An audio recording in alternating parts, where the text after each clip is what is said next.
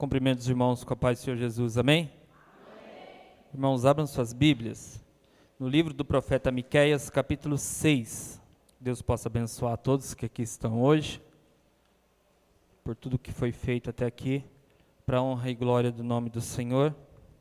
Agora nós vamos continuar meditando na palavra do Senhor, aquilo que o Senhor tem a falar com cada um de nós.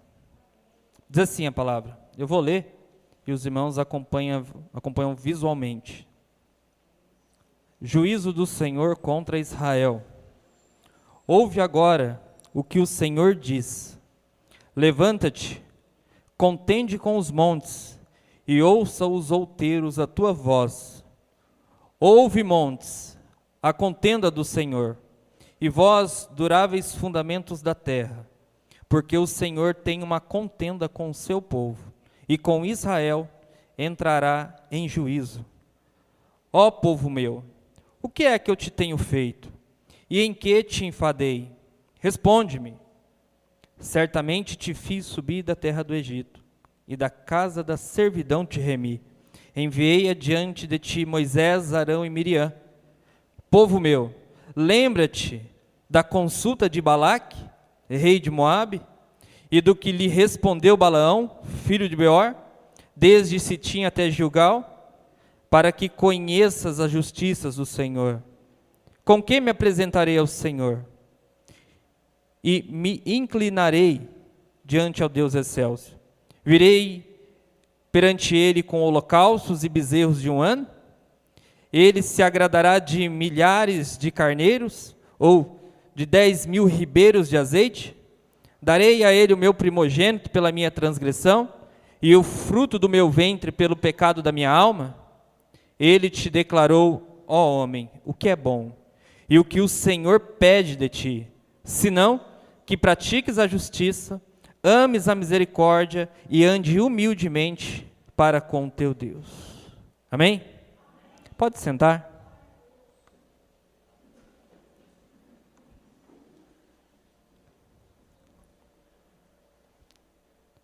Essa palavra do Senhor é muito importante. Ela é parte de um estudo que nós estamos fazendo nas quartas-feiras. Essa quarta-feira eu falei a respeito do ministério do profeta Miqueias, um profeta que profetizou tanto ao reino do norte, Israel, como também profetizou ao reino do sul, Judá. No momento em que eu fiz a leitura desse texto e consegui entender o que o Senhor estava falando, eu lembrei de uma experiência que eu tive. Não foi uma boa experiência, né, mas foi um momento, inclusive, muito doloroso da minha vida. O dia que eu fui em uma audiência criminal. Não sei aqui se vocês já participaram de uma audiência criminal, e é um pouco complicado. Para mim, muito mais, porque eu tinha um laço parental com o réu, né? E chegou o dia do julgamento dele. Mas, por outro lado, o que mais me impressionou e me deixou fascinado, de uma maneira positiva, é a ação da justiça. Como eu queria que todos fossem julgados daquela forma e que a justiça fosse tão efetiva como foi em relação ao réu naquele dia. Mas, assim, é lindo de ver. É maravilhoso quando a justiça ela é feita. E aí você tem a presença do juiz, o respeito e a reverência que se tinha em relação ao juiz. Você vê entrando o promotor de justiça, aquele que é encarregado de fazer a acusação, apresentar ao juiz a acusação.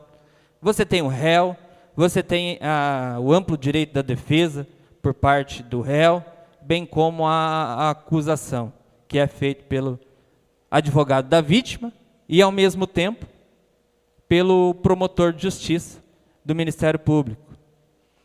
Naquele dia, a argumentação da defesa foi uma coisa majestosa. Só que a defesa não contava com uma coisa: a culpa do réu e a capacidade do Ministério Público, do promotor de justiça, em fundamentar corretamente quais os crimes cometidos. Quando eu vi o promotor de justiça elencando os crimes, as provas, as evidências e todo o trabalho investigativo, mas nem Deus tiraria aquele rapaz daquela cadeira. Mas ninguém era capaz, teria capacidade de reverter aquele fato. Quando eu digo nem Deus, é óbvio, porque Deus é justo, e Ele jamais faria isso. Jamais inocentaria o culpado. E por mais que o advogado de defesa fizesse uma linda argumentação, muito convincente, muito emocional, não adiantou em nada, porque foi comprovado a culpa. Ao fim de todo esse trabalho, de todo o julgamento, todo esse processo, o juiz, ele chama a todos que estão lá para ficar de pé, então o juiz, ele defere, né, a sentença. E aí ele diz o tipo de pena e o tempo da pena que o réu, culpado, vai assumir. E nós que estamos lá presentes, somos só observadores. É um lugar onde você sente o peso da justiça. E você não ousa abrir a boca. Se quer encarar, eu não tinha condições, nem nos meus sonhos, nem nos meus pensamentos, abrir a minha boca, questionar alguma coisa, ou sequer olhar direto nos olhos do juiz. Tamanho era o medo do peso da justiça que estava acontecendo. É maravilhoso, é fascinante. Isso é fascinante. Eu fiquei maravilhado quando eu vi tudo aquilo. Por um lado, eu fiquei triste, né? Porque o meu coração é duro, não entendo a justiça. Agora, por outro lado, eu fiquei fascinado. Por um momento, eu poderia ter virado juiz, né? Como se fosse fácil. Bom, pois é. Imagina a responsabilidade de um juiz. Que Deus possa abençoá-lo. E aí, por que eu estou falando isso? Porque eu li esse texto. Num primeiro momento, o texto ele fala bastante sobre o culto que os israelitas prestavam. Mas o culto aqui é só um detalhe nessa estrutura. O que está acontecendo aqui é o seguinte: o Senhor usou todos os meios que Ele tinha, e aí eu me refiro aos profetas, usou todos os profetas que Ele tinha para falar com o seu povo. Ele esgotou os recursos e esgotou a sua fala. O Senhor chamava Israel como um pai chama um filho. O Senhor fez pequenas correções em Israel, como um pai que corrige o seu filho para que ele não se perca. O Senhor chamou Israel da perdição. Israel estava adorando a outro Deus. Nem sequer o Deus de Israel era mais adorado no meio do seu povo que ele escolheu. Nem sequer ele era mais adorado. Existia uma outra divindade, Baal, que o seu nome significa amante ou marido. Já havia uma outra pessoa pelo qual o povo estava se relacionando. A lei vigente já não era mais obedecida. O povo não mais seguia os caminhos do Senhor. O povo vivia ao seu próprio prazer, aos seus próprios olhos, seguindo as suas concupiscências. O pecado estava por toda parte, crimes de todas as espécies eram cometidos. O rei, o monarca de Israel, ele já tinha se pervertido de seus caminhos, e agora reinava diante dos seus próprios olhos, seus próprios pecados. Os sacerdotes, que eram os representantes da igreja, já tinham se desviado, e não mais ofereciam sacrifícios ao Senhor. Você tinha uma classe de profetas, um bando de carniceiro ao redor do povo, ensinando mentiras, fazendo previsões mentirosas em relação ao Senhor. Você tinha uma classe que estava enriquecendo às custas da desgraça e do sofrimento do pobre. Era mais ou menos que estava Israel. E não era no período que o profeta Miqueias profetizou. Nós estamos falando de uma cadeia de pecados que foi se desenvolvendo ao longo de um grande período. E quando nós chegamos aqui no capítulo 6 de Miqueias, entenda uma coisa, Miqueias ele é um dos profetas mais favorecidos que nós temos, que teve uma experiência fantástica com o Senhor, porque parte daquilo que ele profetizou, ele pôde contemplar. E esta profecia, especificamente aqui do capítulo 6, é uma das quais ele pôde contemplar. O dia do julgamento da casa de Israel. Israel agora vai ser colocado no banco dos réus. Israel, ele é o réu. E dentro desse grande julgamento, desse grande tribunal, nós temos o promotor de justiça, e adivinhe quem é? O próprio Deus. Nós temos a vítima, adivinha quem é a vítima? O próprio Deus. E nós temos o juiz que vai julgar e dar a sentença, é o próprio Deus. Ele é vítima, ele é promotor e ele é juiz. E Israel é o réu. E imediatamente aqui, no versículo 6, o profeta está profetizando um evento cósmico que acontece nos céus. O dia que o Senhor determinou que era o fim. Não há mais o que fazer com Israel. Israel tem uma doença incurável, o profeta Miqueias diz. Uma chaga que não se pode mais curar. Então, não há mais recursos a Israel, senão agora colocar em juízo. Eu lembrei também das palavras de Jesus no Novo Testamento. Quando Jesus fala a respeito daquele irmão israelita que pecou contra outro irmão, que cometeu, algum delito em relação a ele. O Senhor, e esse que cometeu o delito, esse culpado, ele vai até o templo para oferecer um sacrifício ao Senhor. Ele chega lá no templo, está com a sua oferta. Só que quando ele chega para ofertar, o que ele lembra? Eu estou devendo uma coisa que eu fiz contra outra pessoa. E o Senhor diz assim: corre enquanto é tempo. Vai, humilha-te diante do teu irmão, que você pecou contra ele. Humilhar contra ele?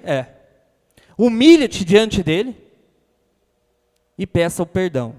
E entre em acordo para que ele não chegue até o juiz. Porque se ele chegar até o juiz e oferecer uma denúncia contra você, o juiz vai te entregar aos guardas. E os guardas te lançarão na prisão. E você não sai de lá enquanto você não pagar até o último centavo. Essa é um dos ensinos da pregação que o Senhor fez no monte, em relação aos homicídios. E aí o Senhor diz que qualquer ofensa, o simples fato de você ofender alguém, já é um princípio do homicídio. O que me chamou a atenção? Daquele pequeno espaço de tempo, em que o Senhor, em que Jesus, ele diz assim, dentro desse espaço de tempo, que você cometeu a ofensa, até o momento que ele chegar, que ele entrar lá no tribunal e falar com o juiz, é o tempo que você tem para correr atrás dele e pedir perdão, e buscar misericórdia. Porque se a sua causa for entregue ao juiz, não tem mais volta. O que está acontecendo com Israel? Não tem mais volta.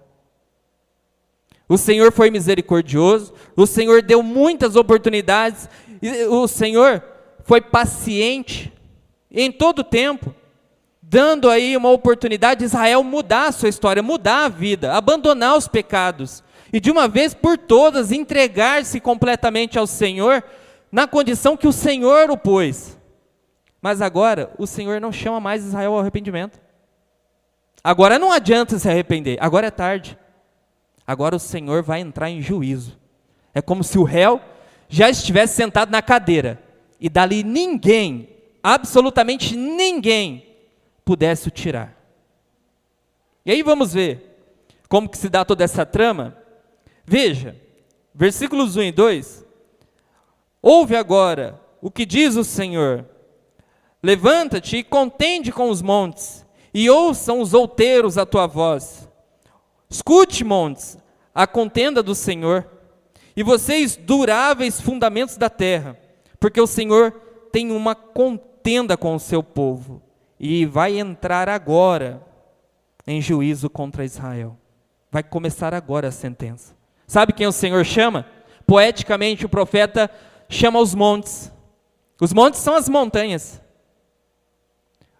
Chama os fundamentos da terra, porque os montes e os fundamentos da terra estão desde o princípio. Desde o princípio, os fundamentos estão lançados pelo Senhor, desde o princípio da criação. E eles, a natureza criada, é prova da nossa rebelião. A natureza criada, ela é prova da rebelião de Israel. Então, quem seria a melhor testemunha que o Senhor pudesse chamar? O Senhor chama: montes, vocês vão ser testemunha, porque vocês estão vendo o caminho que esse povo tomou.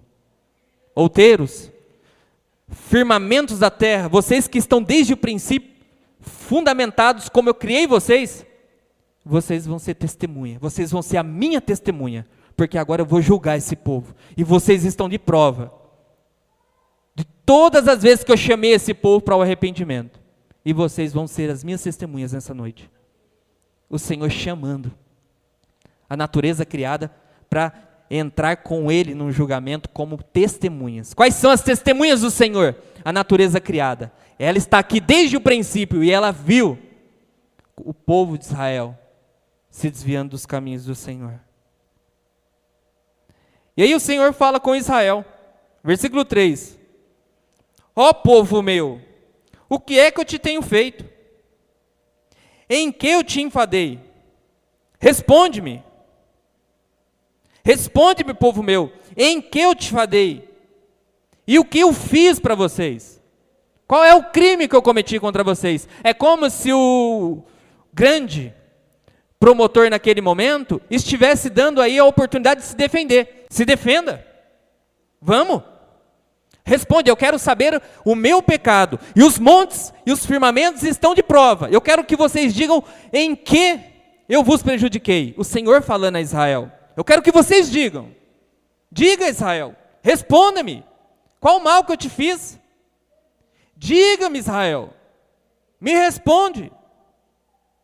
Eu estou te enfadando, em que eu te enfadei?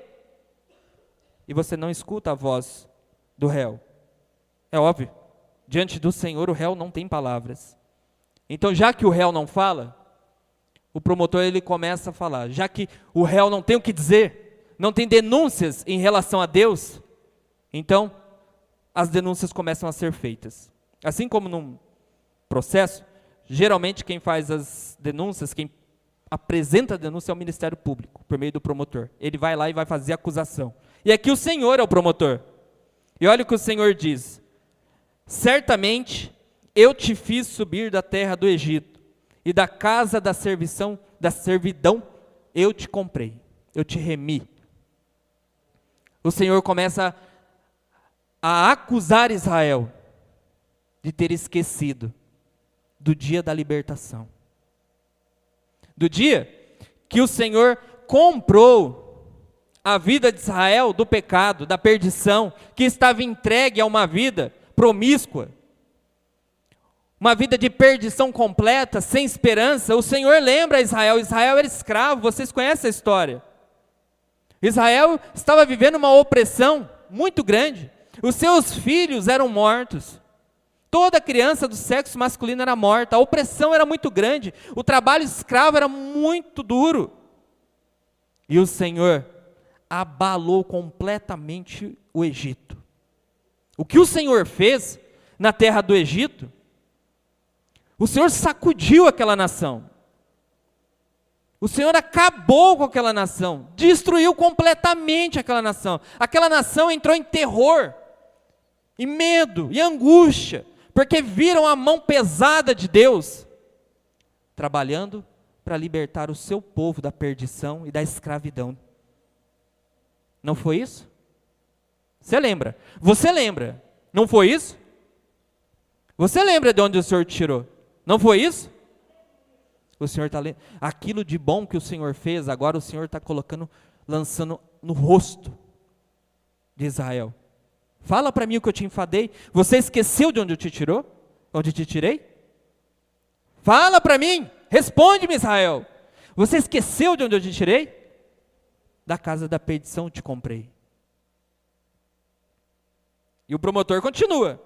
Se o réu não tem acusações, o promotor tem muitas. Ele diz assim: Eu enviei diante de vocês Moisés, Arão e Miriam.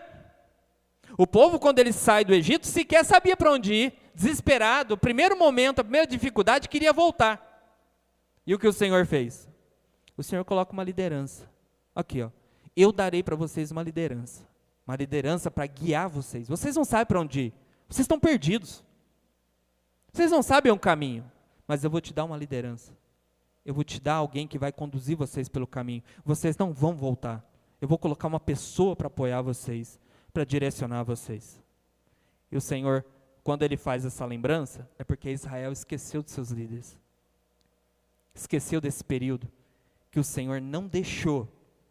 O Senhor não deixou. Estava para voltar, estava para abandonar tudo. Mas o Senhor pôs aquele líder, aquela liderança para ajudar, para trazer de volta, para não se perder, para mostrar o caminho que ele ainda não era capaz de ver sozinho. O Senhor está lembrando, Israel. Essa é a segunda acusação, são muitas acusações, e o promotor vai lançar todas elas. Veja, a próxima acusação, o Senhor fala, povo meu, lembra da consulta que Balaque, rei de Moabe, e do que respondeu Balaão, filho de Beor. Balaão era um profeta e um adivinho naqueles dias. As pessoas tinham uma confiança muito grande nele, porque se ele levantasse as suas mãos e amaldiçoasse um povo inteiro morreria. Conhecido como adivinho, vidente, profeta, então ele é chamado por Balaque, porque Balaque, quando ele vê a grande multidão que sai de Israel pela mão de Deus e a comando da liderança, ele começa a ficar com medo. Olha a quantidade de pessoas.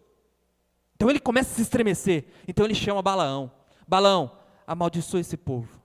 E o Balaão diz assim, eu vou consultar ao Senhor. E todas as vezes que se fazia maldição, todas as vezes que Balaque pedia, eu te dou o que você quiser. Pede-me o que quiser e eu te dou. Amaldiçoa esse povo. E todas as vezes que ele tentava amaldiçoar, o Senhor convertia a maldição em bênção. Quantas maldições foram proferidas, mas o Senhor foi convertendo todas elas em bênção. E o Senhor está lembrando, você lembra quantas pessoas te amaldiçoaram?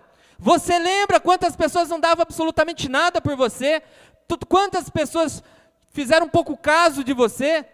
Não se importavam em nada com você? E eu converti toda a vergonha de vocês em bênção. Todas as maldições, todas as palavras negativas na direção de vocês, eu converti todas elas em bênção. E por mais que o profeta queria e tentava fazer alguma coisa diferente, ele não conseguia. E por um momento que ele tentou pensar na possibilidade de se corromper, o Senhor colocou um anjo com uma espada na frente dele. E ele disse a Balaão, eu sou o teu adversário. Pois Balaão foi fiel até o final. Porque ele sabia que se ele fizesse alguma coisa com o povo que Deus abençoou, a perdição e a destruição dele viria. E o Senhor está lembrando. Israel esqueceu disso. Israel esqueceu, mas o Senhor não. E por fim, o promotor de justiça ainda tem mais uma acusação.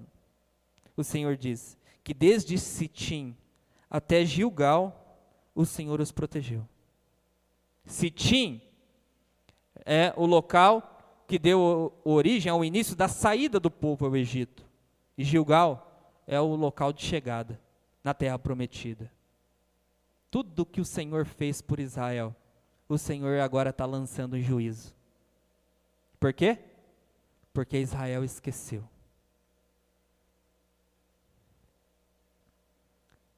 E aí, versículo 6. No versículo 6, agora, entra uma nova questão. O réu, culpado, consciente do seu erro, agora ele quer fazer um acordo. Ele quer tentar mudar a situação. Ele quer ver um jeito de poder resolver isso. Ele quer tentar, de alguma forma, cessar os questionamentos de Deus. Será que não tem um jeito de nós fazermos um acordo aqui e resolver tudo isso? Agora é tarde. Não tinha mais acordo. O Senhor estava com sede de justiça. E Israel era um réu culpado diante dele. Veja o que ele diz: com que me apresentarei ao Senhor? E como me inclinarei diante do Deus excelso? Em outras palavras, o que eu posso fazer para resolver essa queixa do Senhor? O que eu posso fazer para a gente resolver esse problema? O que dá para fazer? Qual é o acordo? O Senhor não tem acordo. Não tem acordo. Senhor, não tem uma forma de a gente resolver? Não tem uma forma. Não tem acordo. A promotoria já apresentou os crimes. Agora o réu quer um acordo, porque agora o réu entendeu o buraco que ele está enfiado, e os pecados que ele cometeu, e ele está vendo que o Senhor está tratando agora sério. O Senhor teve todo um período de um processo de misericórdia, em que o Senhor foi levando e tolerando, chamando o povo para a mudança, mas não houve mudança. Agora o Senhor não quer mais a mudança, agora o Senhor quer o juízo. Agora não tem mais volta, agora o Senhor quer prestação de contas. Agora o réu já sentou na cadeira, ninguém vai tirar ele dali, pois dali ele só vai sair com o veredito final, ou para absolvição, ou para condenação. E vamos ver o que aconteceu com Israel. E o que Israel lembra ao Senhor?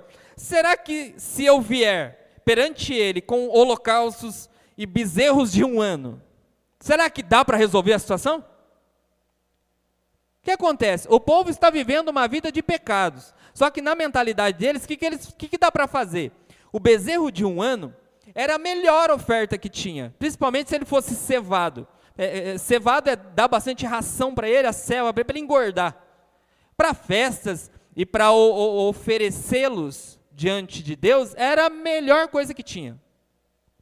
Bezerro cevado tinha carne macia, e para oferecê-lo em sacrifício, era o melhor sacrifício que tinha. Tá, tudo bem, nós estamos vivendo uma vida de pecados, né? Nós servimos aos outros deuses. Não, realmente, nós ignoramos a lei do Senhor. Mas se nós oferecermos ao Senhor esse cultinho, imagina, que lindo, um bezerro cevado ao Senhor, rejeitaria o Senhor um sacrifício que Ele mesmo determinou?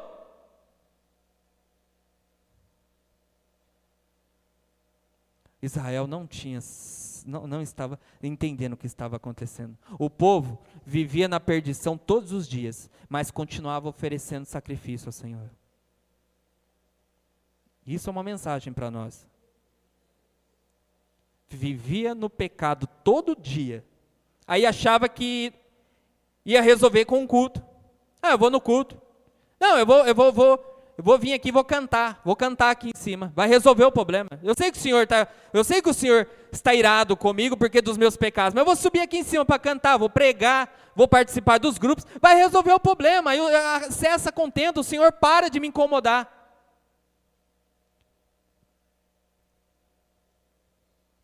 Responde-me, Israel, em quem te enfadei? É duro isso. É uma estrutura de um juízo cósmico. E nós que temos ciência do que aconteceu, não teve volta. E a condenação foi dura. Não adianta. O culto não vai resolver. O culto Deus instituiu. A adoração é de Deus.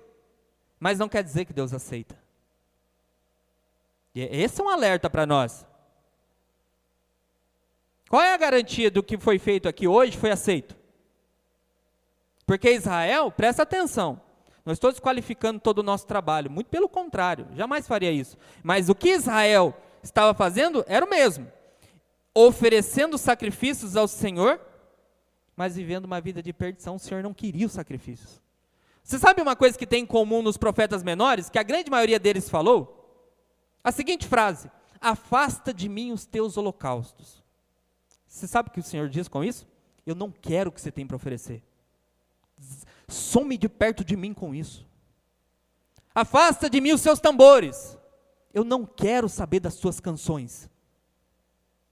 Eu abomino os falsos profetas no meio de ti. Eu não quero saber das suas pregações. Por quê?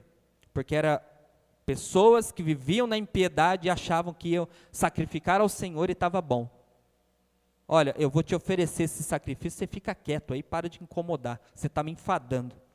Israel não falava isso, mas fazia dessa forma. E essa forma foi a qual o Senhor identificou. Eu estou enfadando vocês, né? Eu estou enfadando vocês. Eu não estava enfadando vocês quando vocês estavam perdidos lá no pecado. Quando eu tirei vocês do Egito, eu não estava enfadando. Quando vocês estavam esmagados e me procuraram, aí eu não enfadava. Quando as maldições que foram lançadas na direção de vocês se converteram em bênção, aí estava tudo bom. Aí todo mundo lembrava de mim, aí eu não estava enfadando. Quando as bênçãos começou a chegar na sua casa, eu não estava te enfadando. Agora eu estou. Responde-me. O Senhor dizia a Israel. Como responder? Como?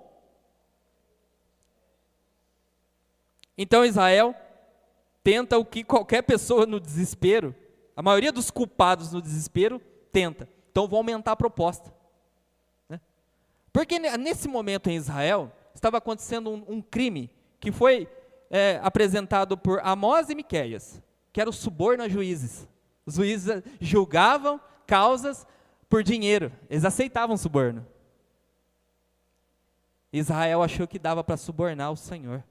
E ele diz assim, veja, então, pode ser que ele vai se agradar de 1000 carneiros ou 10.000 ribeiros de azeite. Ah, isso aí não tem como, ele vai aceitar. E o Senhor abomina, abominação é o Senhor, alguém que vem diante dele e não o reconhece como Deus, não se importa com a sua vontade, não está nem aí para a sua lei e quer oferecer sacrifício. O Senhor estava falando para o povo dele, hein? Não, essa mensagem é para Israel, o povo eleito, escolhido, a quem pertencem as alianças e os concertos, de quem vêm os patriarcas e o Cristo, o povo dele. O Senhor recusou a oferta do seu povo. Não, eu vou oferecer ao Senhor alguma coisa para fazer com que o Senhor se agrade de mim. Ninguém compra Deus. Vou falar para você, não são poucas as vezes que os profetas orientam o povo a não oferecer, que o Senhor não ia aceitar. Quando você lê o texto de Malaquias então, meu Deus do céu, Malaquias fala assim, melhor que feche a porta do templo e vai todo mundo embora, e não se ofereça nada, porque o Senhor não se apraz, não tem satisfação na oferta de vocês.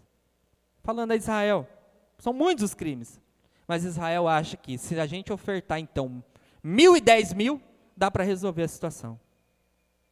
Não adiantou, irmãos. A história nos mostra isso, a gente chega lá. Ou, Israel agora vai apelar, o réu, culpado, sabendo da sua culpa, vai apelar para um tipo de oferta que sequer o Senhor aceitava, mas que era muito conhecida na antiguidade como a maior de todas as ofertas. Sabe qual era? O sacrifício do primeiro filho. Na antiguidade, a oferta mais popular que existia dentro das religiões antigas era ofertar o primeiro filho. Na maioria das construções de casa, você sabe a construção de uma casa? Primeiro passo é o alicerce, o fundamento. Então se cavam o alicerce e se faz com pedras. Antigamente se fazia assim. Quando se cavasse o alicerce de uma edificação, o que fazia? Tinha que fazer uma oferta ao Deus, para que o Deus daquela região pudesse trazer prosperidade e não maldição. Então o que faz com o primeiro filho nascido? Joga no alicerce e põe as pedras em cima. Aquilo vai expulsar a maldição e vai atrair a bênção e a prosperidade. Então, você não tem noção da quantidade gigantesca de crianças que eram oferecidas assim. Israel veio por longo tempo namorando Baal e foi influenciado por isso. Nós temos o rei em Israel, Manassés, que ofertou o seu primogênito. Isso é uma prática que existe até hoje, tá? Até hoje. Mas não é objeto do que nós estamos tratando aqui. Pois é. Então eu darei o meu primogênito para que finde isso, para resolver a questão. Eu vou dar o meu primeiro filho, o meu bem mais precioso. E aí a gente acerta esse acordo. Aí o Senhor esteja satisfeito e para por aqui esse julgamento. Na tentativa de comprar o juiz. Então uma voz se levanta. A voz da promotoria, dizendo: ele te declarou, homem, o que é bom. E o que é que o Senhor está pedindo de ti. Ele já te declarou, Israel. Não é nada de novo. Ele já te declarou, Israel. Você sabe muito bem o que ele quer. Mais do que ofertas, você sabe muito bem o que ele quer. Mais do que os louvores, você sabe muito bem o que ele quer. Mais do que as pregações e tudo mais que diz respeito à nossa crença, à nossa fé. Você sabe, Israel, o que ele quer. E o promotor diz: você já estava ciente. Agora não adianta você dar essas justificativas.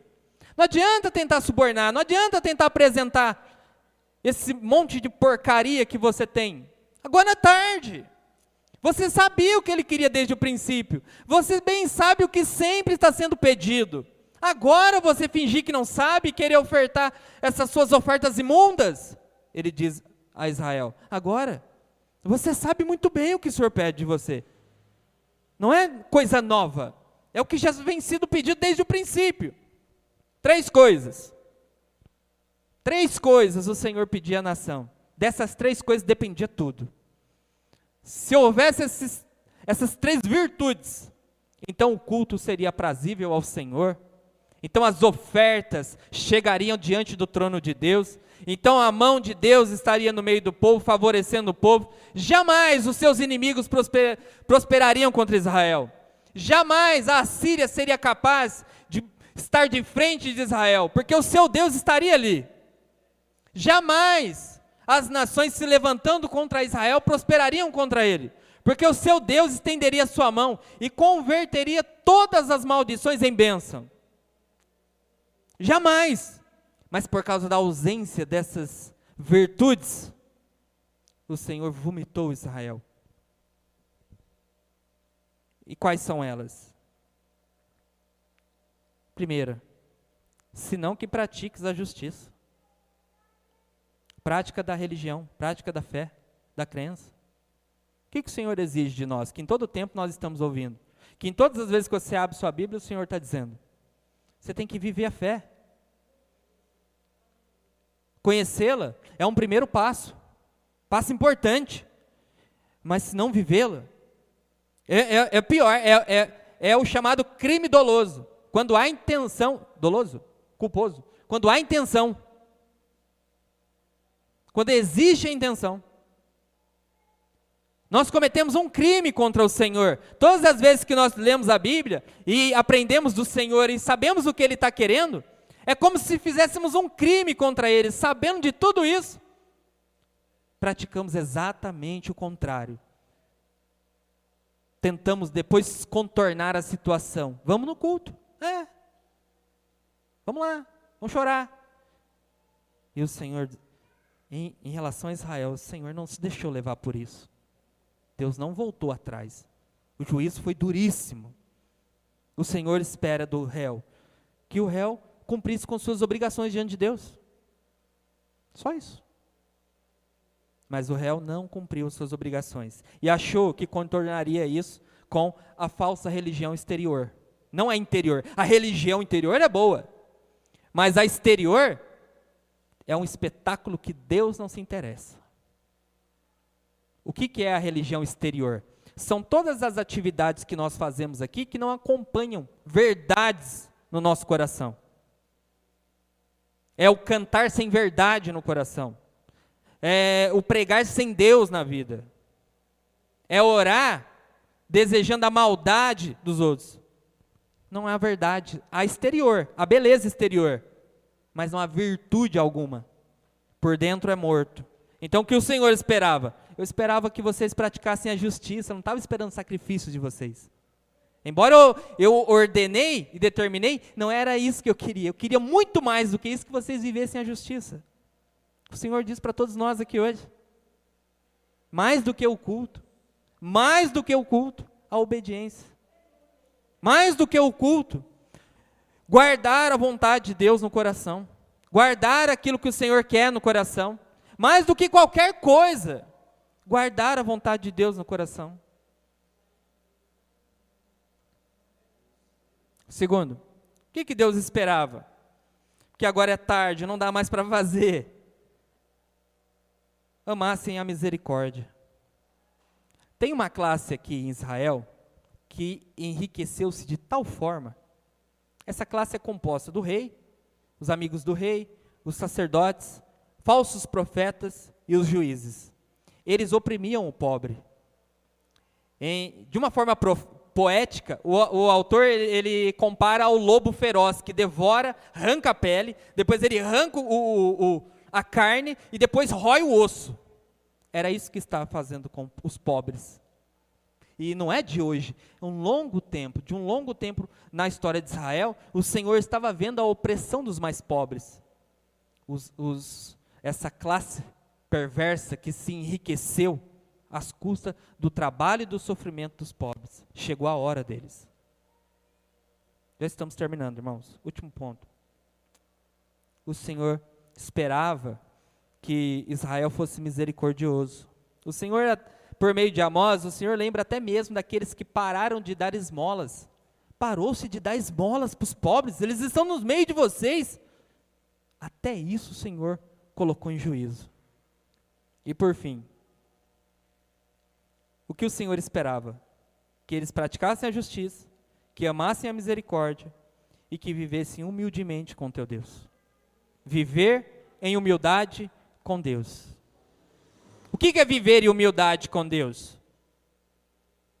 Reconhecer a grandeza de Deus. Reconhecer na sua vida que nada do que você tem, do que você é, seria possível se não fosse a ação de Deus. Se Deus não tivesse te ajudado, se Deus não tivesse entrado na sua vida e mudado o rumo da sua história. E o Senhor, Ele lembra a Israel, eu entrei na sua vida, eu mudei o rumo da sua história. Você era escravo, você se tornou livre, dei-lhe uma aliança e fiz com você um concerto. Ei, Israel, responde. Mas toda a glória foi dada a Baal. Toda a glória foi dada ao amante. O marido foi esquecido, o marido que o resgatou, o marido que o amava, mas a glória foi transpassada ao amante, transportada ao amante. Pegavam as bênçãos de Deus, isso nos lembrou muito bem Oséias, para ofertar no altar do amante. O Senhor dava as bênçãos, mas toda a oferta, todas aquelas bênçãos era colocada no altar do amante. Ah, Israel, o juízo é chegado. Você sabe, a partir daqui, dos versículos 9 até o 12, você lê na sua casa, eu vou parar por aqui. Dos versículos 9 ao 12, nós temos ainda outras alegações de crimes de Israel.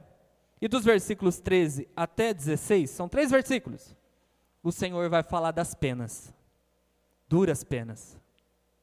E nós sabemos que, ainda nos dias de Miqueias, no ano 722, a Assíria, uma grande nação, invade Israel e a destrói. Pessoas morreram, crianças morreram, mulheres morreram, idosos morreram, todos transpassados na espada. E o Senhor tinha promessas do tipo que, se alguém escapasse, Ele ia atrás e acharia. E se algum desses pecadores fossem transportados ao exílio e se refugiassem em outros povos, o Senhor acharia eles ali também. Ninguém escaparia, o Senhor julgaria todos. A mão do Senhor alcançaria todos. O grande juízo vai estar por vir. O nosso juízo. E muitas pessoas acham que não vão passar pelo juízo. Todos os cristãos.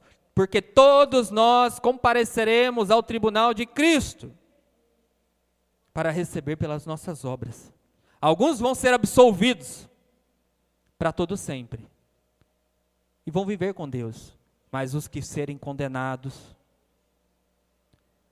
todas as vezes que os profetas falam em condenação, um termo típico que eles usam, e parece que é um momento que eles, eu acho que é um momento que o medo consome o coração deles, é quando eles falam assim, ai. Perceba na estrutura poética dos profetas, todas as vezes que eles fazem ai, porque são sentenças que serão proferidas, são duríssimas, é como se o profeta falasse, meu Deus do céu, é possível isso acontecer? E o desespero tomasse conta do coração dele, ele dissesse, ai, quantos ais foram deferidos a Israel como sentenças, e todos eles se cumpriram. Miqueias viu que não dá para brincar com Deus, que a palavra de Deus se cumpre.